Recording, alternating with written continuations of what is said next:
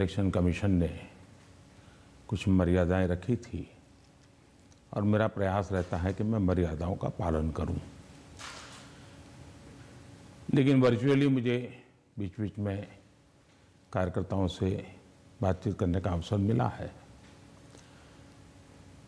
चुनाव का समय हो या न हो, भारतीय जनता पार्टी संगठन में हो या सरकार में हो,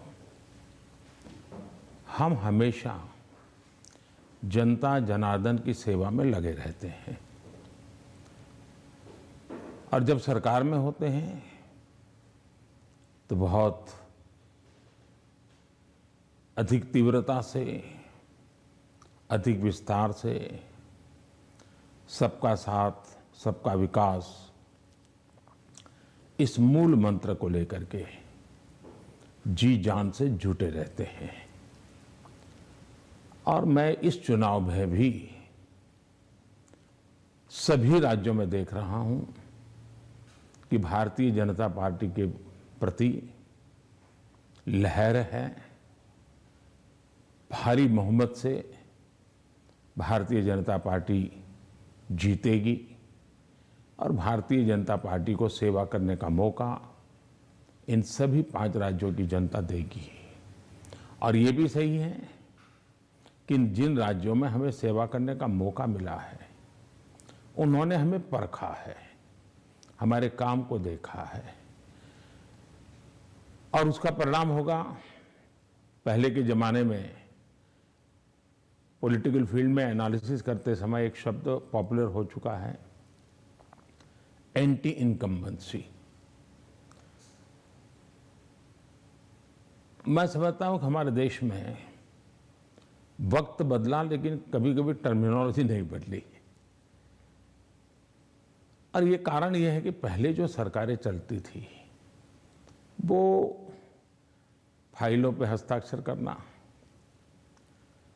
मनमर्जी के लोगों की फाइल को प्रायोरिटी देना,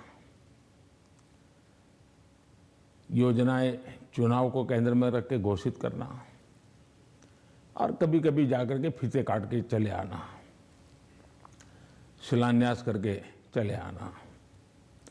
डिलीवरी की तरफ कभी योगदान उनका ध्यान नहीं रहता था। उनको लगता था घोषणा हो गई, यानी विज्ञान भवन में दिया जलाया तो उनको लगता था काम हो गया। और जब लोगों को काम नजर नहीं आता है और घोषणाएं बार बार सुनने को मिलती हैं, तब एंटी इनकम्बेंसी का जन्म होता है।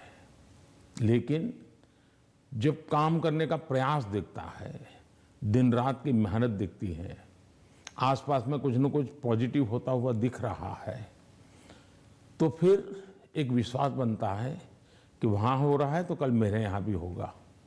गरीब को घर उसको मिल गया तो कल मुझे भी, गरीब हूँ, मेरा घर इस बार लाइन नंबर नहीं लगा लेकिन कल मुझे मिलेगा। ये विश्वास पैदा होता है। और इसके कारण